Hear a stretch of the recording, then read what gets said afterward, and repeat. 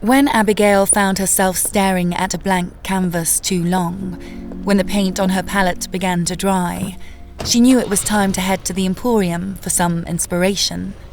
She turned into the strip mall parking lot. The cracks in the pavement rattled her car as she pulled into a spot next to an abandoned shopping cart. She got out of her car and stepped into the heat. She could see the air above the ground shimmering. She walked past the Piggly Wiggly and opened the door to the Antiques Emporium. The strip of bells on the door jingled as the door opened and then closed behind her. The place was huge. A path wound around the massive warehouse. Stalls densely packed every inch of the place. Sometimes, just the smell was enough to spark her imagination. The scent of old books, old wood, old candles. The general smell of forgotten memories. But they weren't forgotten, were they? They were stored on wooden shelves and marked at $20, ready for anyone to take them home and remember them again. A man looked up from the front counter when Abigail walked in. He wore a golden magnifying glass in his eye, and his hand held a ring he was inspecting. Howdy, Abby. Hey, Paul. How's it going? Anything new? Not much since last time. I think Frank got a few more Beanie Babies for his pile. He nodded towards the back of the shop. I don't know how he still sells those things. Nostalgia's a hell of a drug. Ha, true. Well, have fun. He turned his head back to the ring. Thanks. Abigail breathed deeply as she walked down the path. She savored the moment. She let her whims guide her. She passed a group of bookshelves packed with nautical volumes. Old compasses and sextants were displayed on the polished wooden tops of the old shelves. She wondered who'd put them there. An old man making room as he downsized his life as it neared its end? Or had he already died, and his children were selling off his passion one thing at a time? She walked past walls of cerulean glass bottles, past driftwood stacked thoughtfully. She fingered through crates of old records and savoured the feeling of the heavy vinyl falling into place as her fingertips crawled over them. She walked the path deeper into the warehouse. Fluorescent lights lit the way from the ceiling far above her. The path wound. It slowly curved through the mountains of stuffed animals and crates of comic books. She held her hand out as she passed a row of old paperbacks. Her fingers drummed in a rhythm as they rolled over the old spines. The sound mixed with the hum of the overworked air conditioner. Her steps felt light as her walk through the stored memories came to an end. She could see Paul again now. He held another piece of jewelry. She watched as he turned the piece in his hand. She imagined what the facets of the cut jewel must look like through the old loop he held clenched in his eye. Nothing had spoken to her on her walk, but she wasn't disappointed. The racing thoughts and painful doubt that had been clawing at her had fallen away. She was ready to face the blank canvas again. Then, she spotted an oversized deck of cards laying alone on an old table. The blue pattern backs looked familiar. She picked them up and turned them over. The face on the bottom card showed a harlequin walking happily. A hobo's bindle hung from a stick slung over the clown's shoulder, and a small dog played at his heels. Written in pleasant lettering below, the prancing figure was the Fool. It was a tarot deck. She was always fascinated by tarot, the old French card game that dreaming occultists had turned into a method of divination. She didn't believe in fortune-telling, but she had read about people using the cards to help form ideas. They would pull stories from the deck when they needed a burst of inspiration. Well, that's exactly what she came here for. She took the thick, brown rubber band off the deck as she walked to the counter. Paul put the jewelry down and took the device from his eye as he saw her approach. How much for these? She asked as she thumbed through the cards. How about $5? Sounds fair. She had just thumbed past the Knight of Swords when a standard playing card fell from the deck and onto the counter. It landed face up, the Ace of Spades. Paul noticed Abigail looking at the fallen card. Oh yeah, I remember. That's been there since the guy dropped them off. I don't remember much about him, but I gave him a couple of bucks for him. Why didn't you take the Ace of Spades out? Shit, I'm not messing with that voodoo. That's bad medicine. She chuckled. She knew Paul was superstitious, so she wasn't surprised. An antique shop was a hell of a place for a superstitious man to work, but she enjoyed the irony. She handed him a $5 bill and wrapped the rubber band back around the cards after sliding the ace back into the deck. All right, well, have a good one, she said as she turned to leave. You too.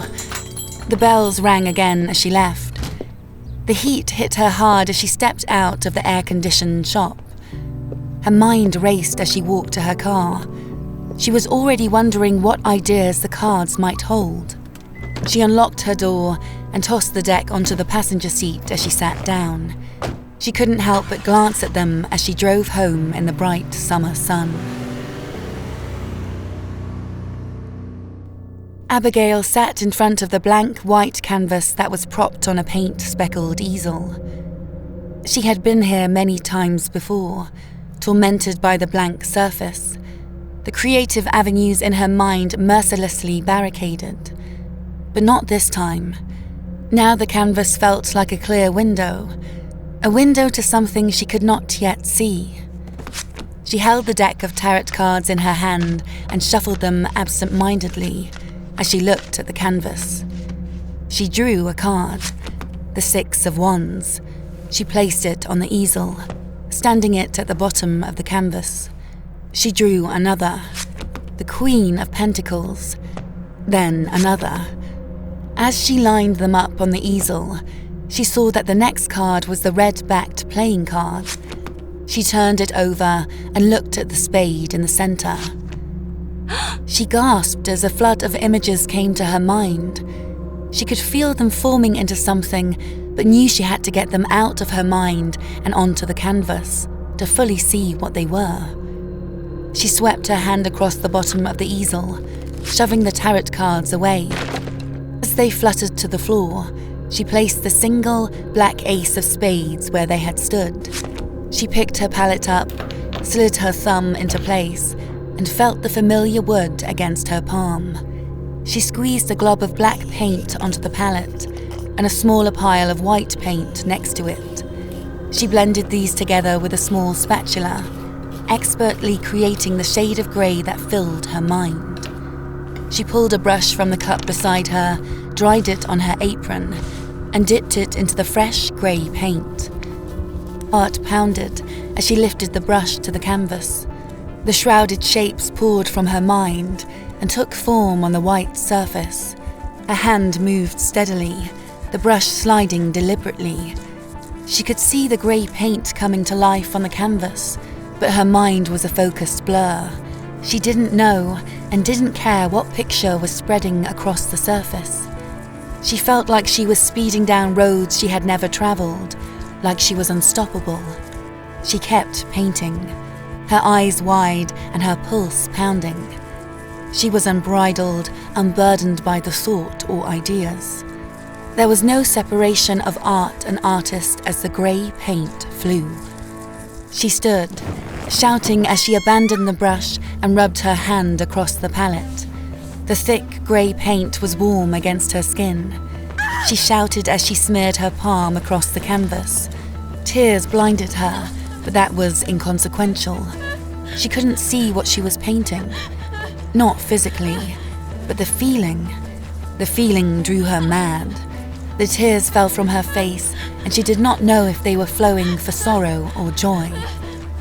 She fell back into the chair, slumping as her chest heaved with the aftershock of sobs. She tried to steady herself. Her deep breaths cut by the staccato of held tears. Wiped her hands on her apron, clearing away as much of the paint as she could. She cleared the tears from her eyes with her sleeve. She was calm now, and with clear eyes she looked at the painting. Her heart dropped as she saw it, as she looked at nothing. A grey chaos of brushstrokes and smeared paint. How was this possible? She had never felt so inspired, so connected to her work. She stared at the painting, looking for any pattern, any shapes that connected into anything that made sense of what she had experienced. There was nothing. She looked down at the card that still stood on the easel. The Ace of Spades looked back at her. She left it in its place as she stood and removed her apron. She went to her bathroom and cleaned herself off before going to her bedroom and getting into bed. She stared at the ceiling and tried to make sense of the useless piece she had painted. The shadows formed shapes on the ceiling, and she tried to make sense of them too as she fell into a deep sleep. She felt fine when she woke. She felt normal. So her idea for inspiration didn't work out like she had hoped. It didn't always. She washed her face, brushed her teeth, and put on sweatpants and a sweatshirt. She would paint again today as she always did. She was an artist, and she would create art. She grabbed an energy drink from her refrigerator as she walked to the studio room.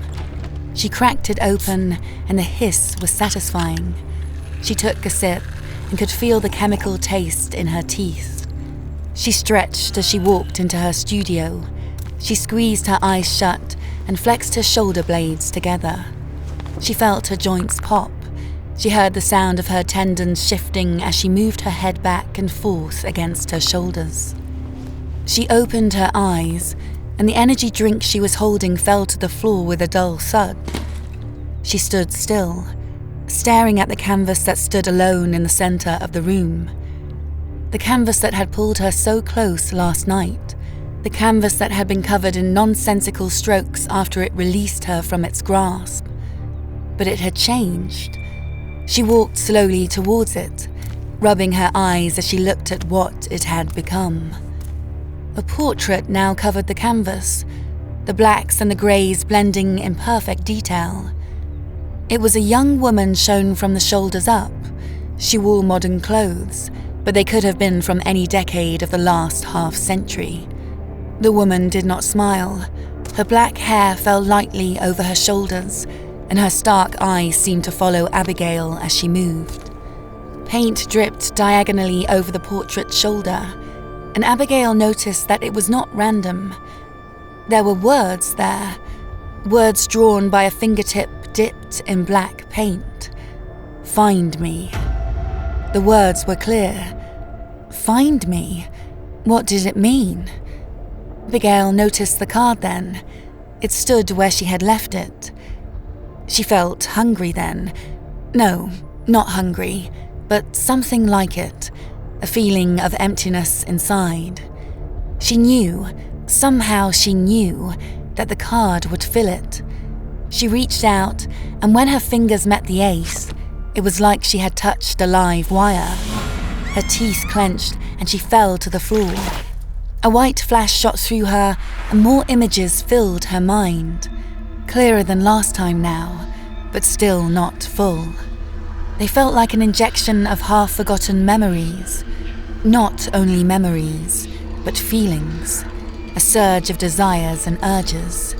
New wants and needs that she hadn't known before. She sat up, rubbing her head as she looked at the portrait. Something terrible had happened to the woman in the portrait. She knew that now. She could feel it. But what it was, she felt like she couldn't remember. But she hadn't even ever known. Not until she touched that card. Now the memories were somewhere in her, but she couldn't find them. She stood and took a picture of the portrait with her phone, leaving the ace where it still stood. She could feel her own fear, somewhere in the back of her mind, her own confusion. But a new feeling of urgency had taken over, bullying its way to the front of her thoughts. She sat at a modest desk that was pushed against the far wall of the studio. The pull to action was relentless. Nothing occupied her thoughts except those 2 words, "Find me." She emailed the photo to herself and opened the laptop that sat on her desk. She used the image to search for anything. She scrolled through the results. Pictures of vaguely similar-looking women streamed up the screen as she scrolled deeper into the results. Her mind was racing. She was aware of every photo that went past, processing each an instant before moving to the next. Then she stopped. Her breath was short and fast now. There she was, the woman in the portrait. She looked from her computer to the canvas and back. There was no mistaking it. It was her. She clicked on the photo and was taken to an archival site of a now-defunct local newspaper. The article was dated February 15th, 1985, and the headline read, "The Ace Killer, still at large, claims another victim." A series of 6 small photos were under the headline, and one larger photo, a photo of the woman in the portrait, was beneath these. Abigail read the article. Her mouth slowly opened as she read the gruesome details.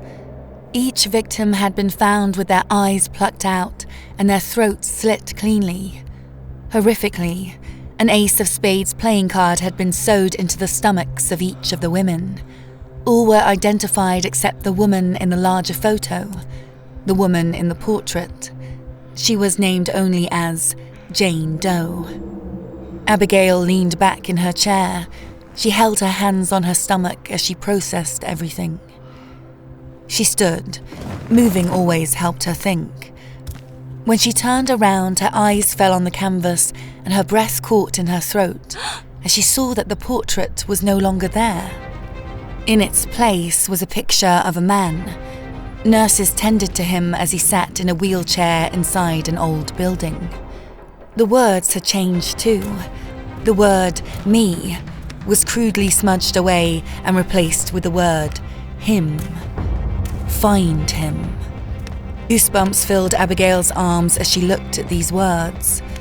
The picture was detailed like the portrait before. She could make out the man's face. She took another photo of the canvas, but knew an image search would be useless this time. She looked for anything, any detail in the picture. Then she saw the mug. It sat on a card table, and she could not read the writing, just stylized scribbles. But there was a distinct logo, crossed palms with a large bird between the fronds. Judging the scene, she concluded that it must be a nursing home. Was enough of a lead for now. The article was local, and searching the area was as good as a place to start as any. But beyond her usual logic, she could feel the memories clawing at her. Somehow, she knew the man in the portrait was close. She again sat her laptop, and she searched for nursing homes near me. She scrolled through the results until she saw what she was looking for. That same palm logo sitting over the words, Crane's Roost Care Facility. She typed the address into her phone as she walked to her room to get dressed, grabbing the card from the easel on her way past. Crane's Roost was a fine place.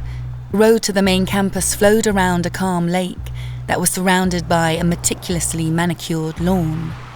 Her foot rested on the brake pedal as she waited for a pair of massive sandhill cranes to cross the road in front of her.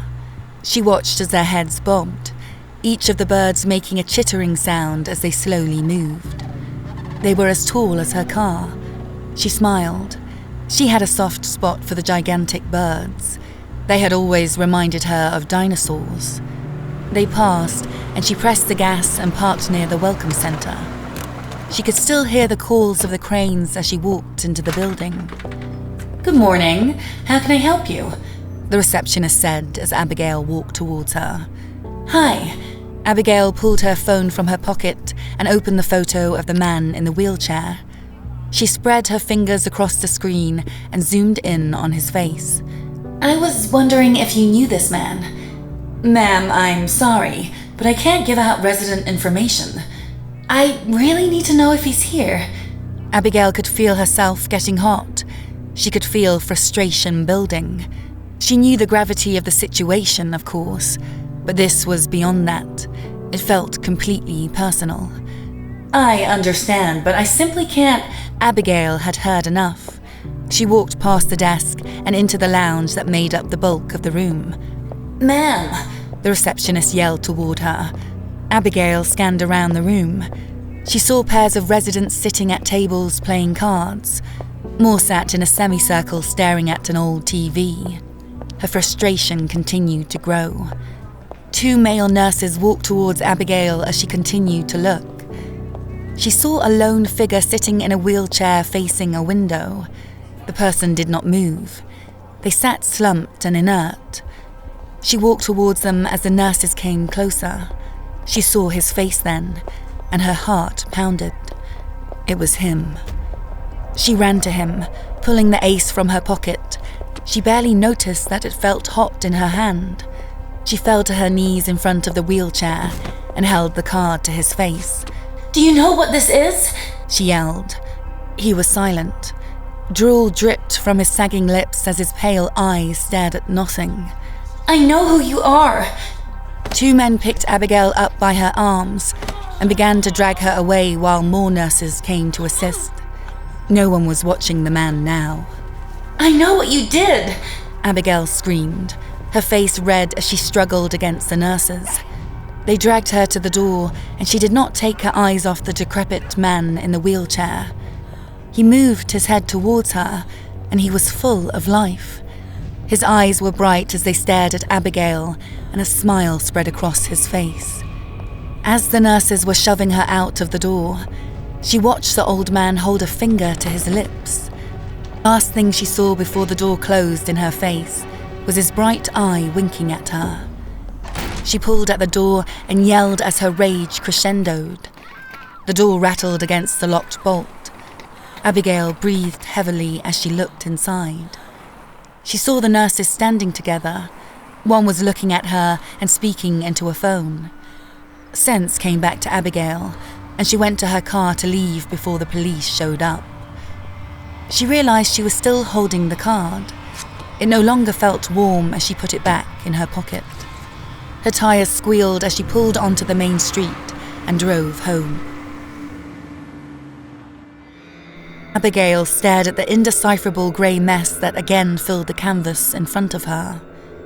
It had returned to nothing. No woman's portrait, no old man. The canvas was covered in the same grey lines that she had frantically covered it in the day before. Her eyes began to wet with tears as she tried to find her own feelings. Her memories were still a mess of distant shapes and unknown visions. Why was this happening? Why did she feel such a pull to do something? She was following orders of a goddamn painting. It was crazy, but it felt anything but. But now there was nothing. No guidance, no information to help get the aching urge to action out of her skull. What do you want? She shouted at the canvas as she ripped it off the easel. She threw it to the floor and stood over it. She picked up 2 tubes of paint and squeezed the black sludge onto the canvas. She was crying as she fell to her knees and frantically spread the paint with her hands. Jaw clenched, and spit flew from between her teeth as she breathed. Her hands flew wildly, the paint flying onto the floor as it fell from the edges of the blackening canvas. Tendrils of paint spread around her, stretching from the chaos of the canvas as her hands flew in a frenzy. Her arms slowed.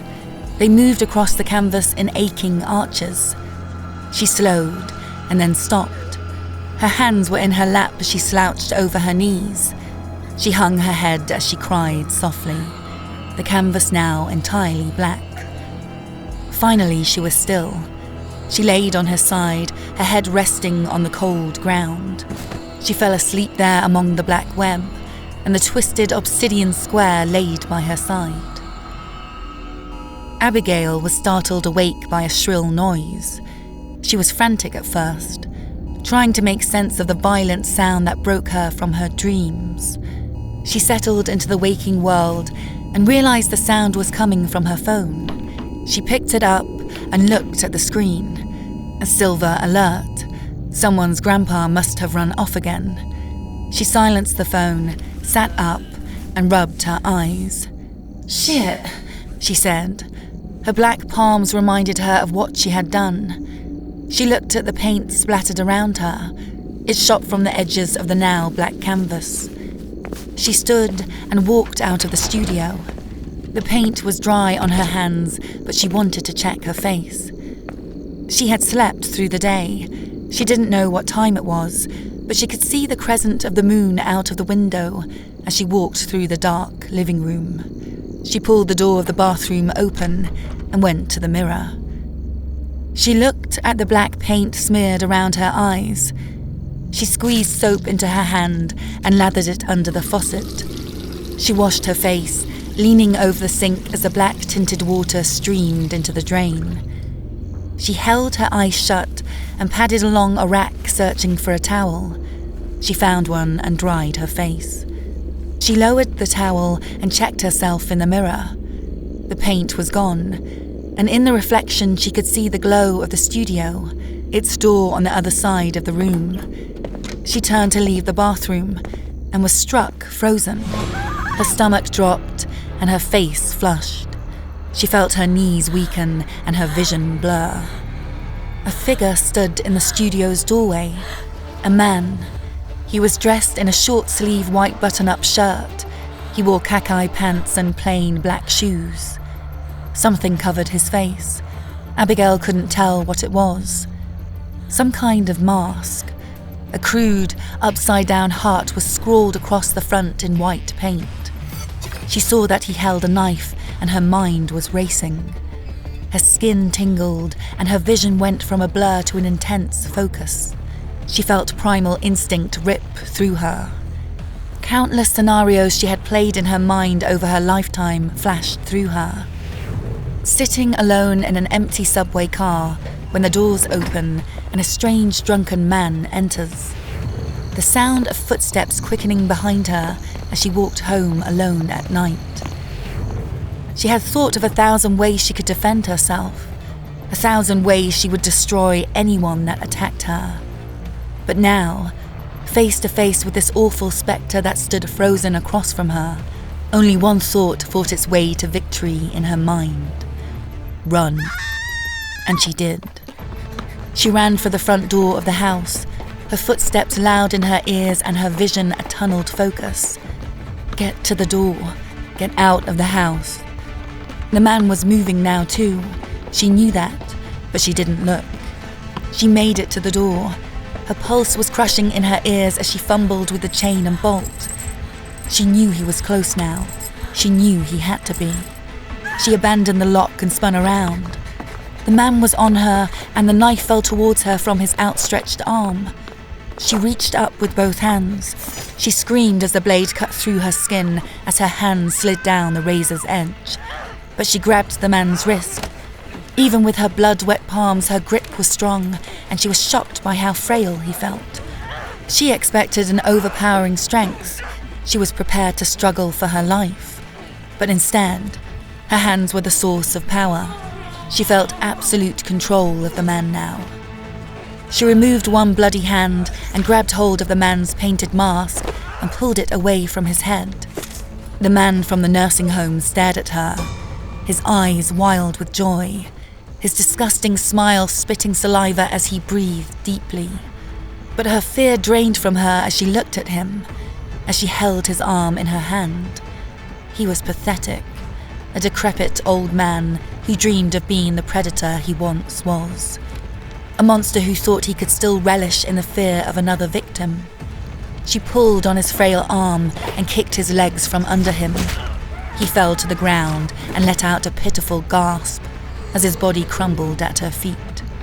She pulled the knife from his hand as she stood over him, his wrinkled fingers struggling in vain to maintain their grip. She could feel a warmth on her hip.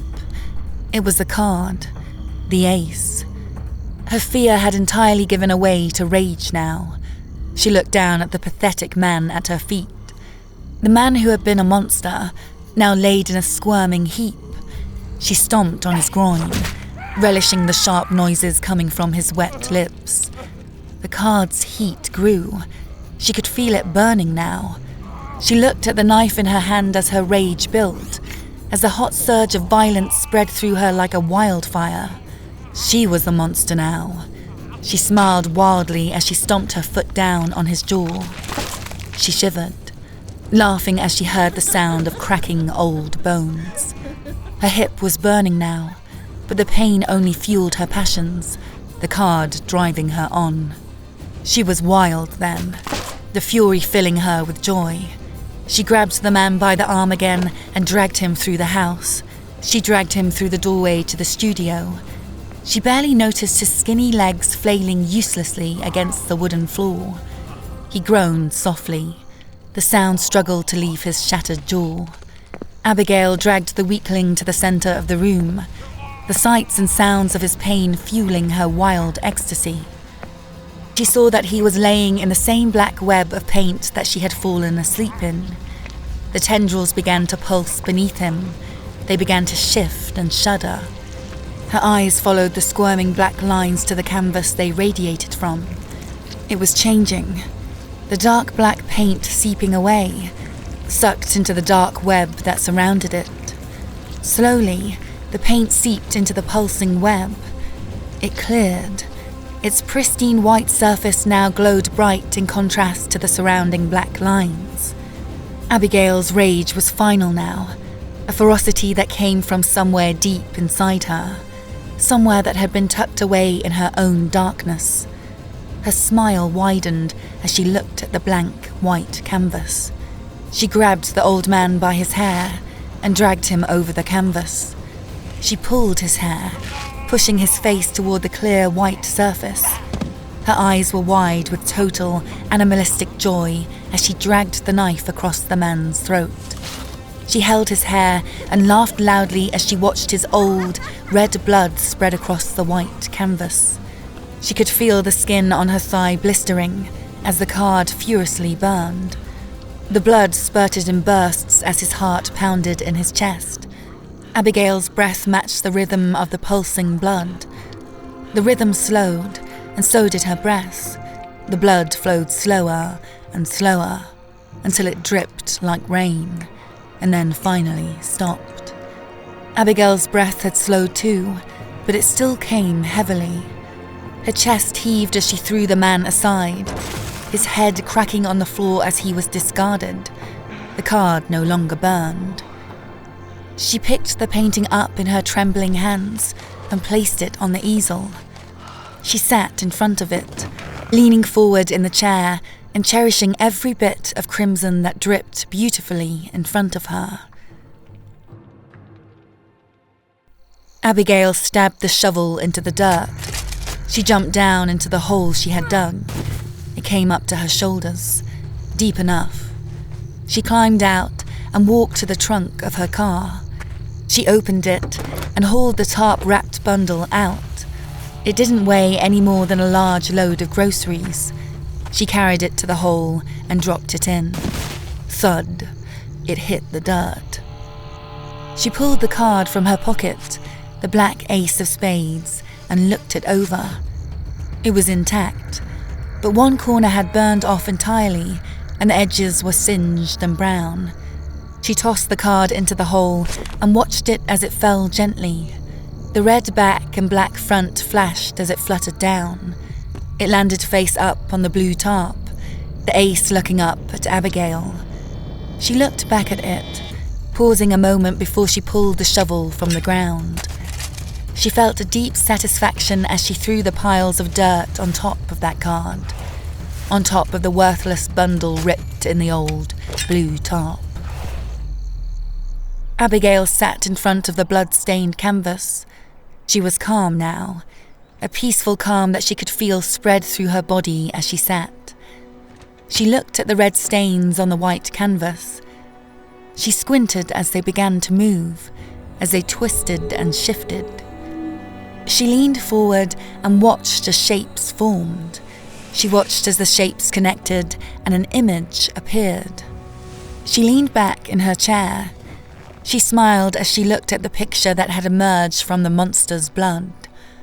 7 women danced around a fire, their faces full of joy, their bodies bent into wonderful forms. She could see their faces clearly, the faces of the women from the photos, the faces of the victims. She smiled wider, closing her eyes and remembering the fear on the pathetic man's face. She took the tarot deck off the table by her side and shuffled it slowly. She looked at the women dancing. She looked at how the fire reflected off their smiling faces as they moved wildly and freely in the night. She drew a card from the deck. The corner of her mouth turned up as she placed it beneath the painting. On the card, a woman sat on a white throne. She held a sword and a gold crown sat on her head. A white robe flowed over her body, and under her feet 3 words were written: Queen of Swords. Thanks for watching. If you enjoy these stories, be sure to click subscribe and check out some more stories here.